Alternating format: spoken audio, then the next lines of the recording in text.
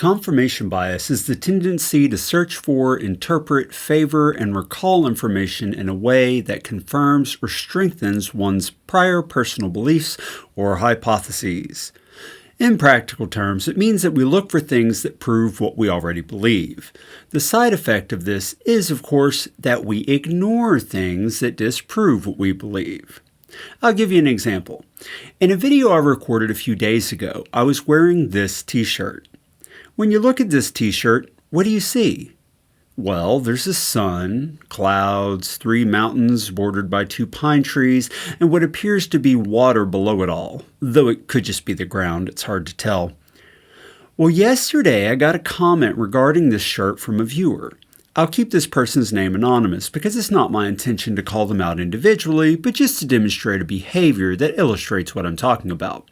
The comment said, "How come you are wearing a shirt with Masonic symbolism, 3 pyramids with all-seeing eye? You just got exposed." After my laughter died down, a discussion ensued, and it became clear that the viewer is suffering from a serious case of confirmation bias.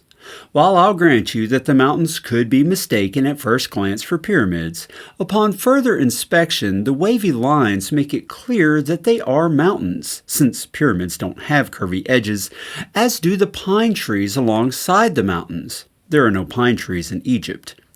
Also, the sun is clearly a sun, not an eye.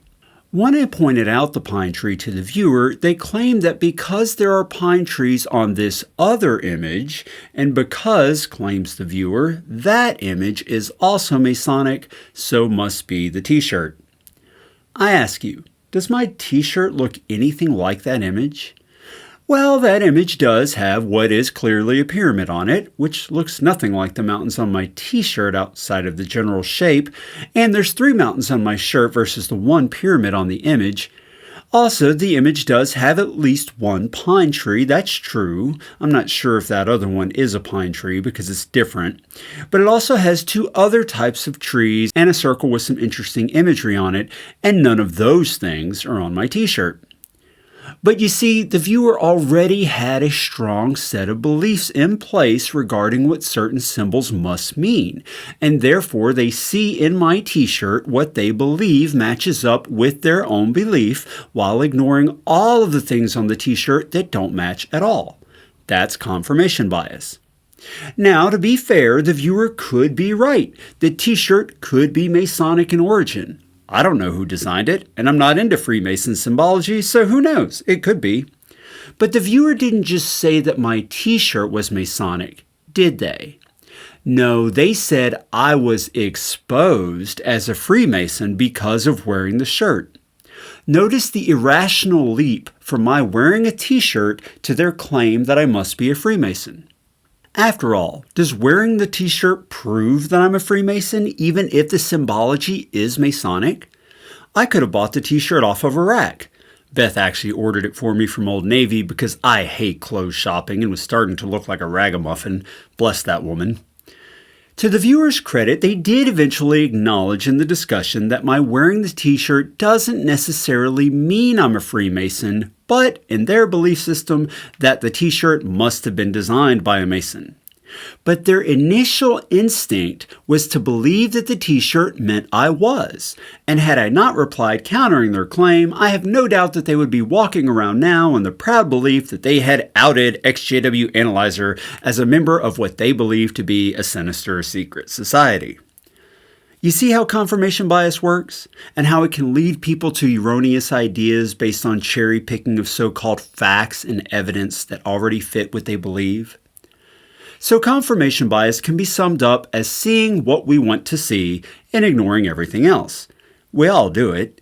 Usually it's harmless, but sometimes it isn't, which brings us to Jehovah's Witnesses and the signs of the times. Matthew chapter 24 verses 7 and 8 name off a few things that Jehovah's Witnesses believe prove we live in what they call the last days, and many other fundamentalist Christian groups refer to as the end times. War, famine, and earthquakes. Have there been wars in our time? Yes. Have there been famines in our time? Yes. Earthquakes? Yep, that too. So we must be living in the last days then, right? No. You see, every century, including the first century, had wars, famines, and earthquakes. So based on all of those things happening within a fixed period of time, you could claim that every century from the first century to the 21st as the last days, or the end times. And in fact, there have been groups in every century that believed they were living in the end times. There are some serious problems with this belief of Jehovah's Witnesses and others, however. For instance, while there have been many small skirmishes and a few wars since World War II, none of the world powers have gone to war with each other since the middle of the 20th century. And that puts us in a unique time in history known by historians as the Long Peace. Also, although there are still famines, they have dramatically declined, and the ones that do occur are often politically motivated and not the result of natural circumstances. This is thanks to increased farming technology and methodologies, trade, the drop in food prices and food price volatility, and so on. But surely we've had more earthquakes than ever before, right? Actually, no. The U.S. Geological Survey, which tracks seismic behavior, among other things, says that the seeming increase in the number of earthquakes in recent years is not because there are more earthquakes, but because there are more seismic instruments and they are able to record more earthquakes. According to long-term records since about 1900, we expect about 16 major earthquakes in any given year, which includes 15 earthquakes in the magnitude 7 range and 1 earthquake magnitude 8.0 or greater. In the 44 years from 1973 through 2017, records show that we have exceeded the long-term average number of major earthquakes only 11 times. Once again, confirmation bias has to come into play to believe that we live in a time that's somehow unprecedented when it comes to these 3 types of events. Notice, too, that the leaders of these fundamentalist groups will always say that people not believing we live in the end times is also a sign of the end times. How convenient! That makes it unfalsifiable. No matter what anyone says or does to prove to the believer that it's not the end times, their claiming that it isn't just further convinces the believer that it is. Very frustrating, I know. In addition to confirmation bias, Jehovah's Witnesses and other groups also suffer from what's known in psychology as the availability heuristic. Just like with confirmation bias, this phenomena is not limited to these groups. It can affect us all, which is why it's important that we understand it. The availability heuristic simply describes the reality that if we experience something in our life, we're going to think it's happening everywhere. Or if we hear about something happening, we're going to think it's happening everywhere. That is, the experience is more available to our recent memory. So if an earthquake happens where you live, you might be inclined to think earthquakes are getting worse. Or if you live in a war zone, you may feel the entire world is engulfed in war like never before, and so on. Even on a smaller scale, let's say you get mugged on the street, you might feel that crime is worse than ever. Why? Because it happened to you, and is now available to your brain via your memory. Thus the name, availability heuristic. In order to prove to themselves that we live in the last days, all one of Jehovah's Witnesses has to do is turn on their cell phone or computer and flip through the day's news. Somewhere on this huge planet with 7.5 billion human beings, what they believe is a sign of the times is happening. There's no question that somewhere in the world a military conflict rages, somewhere in the world there is a famine, and somewhere in the world an earthquake has happened recently. With this information available to the believer, the availability heuristic makes them believe these things are all worse than ever. Couple that with the confirmation bias that causes them to ignore evidence to the contrary, the long peace, the drastic decrease in famine, and the reality that earthquakes are pretty constant, and there's no convincing the true believer that these aren't the last days or the end times. This can be very exasperating to those of us who care about the true believer and want them to wake up to the reality of the world we live in, because it's not easy to help them see that. Confirmation bias and the availability heuristic exist in our biology for a reason. They've helped people survive for millennia, and that's why they're so deeply ingrained. It's almost like trying to convince somebody not to be scared when jumping out of a plane because they're wearing a parachute and they should be just fine. Good luck with that. Unless the person is well trained and already experienced, they're going to be frightened. It's just too ingrained. If it's in our biology for a reason, then why is this kind of thinking so dangerous? To make that point, let's go back to the viewer who believed that I had been exposed as a Freemason because of my t-shirt. That viewer's biases led them to believe that I was a member of a dangerous secret society intent on harming people, or at the very least controlling them.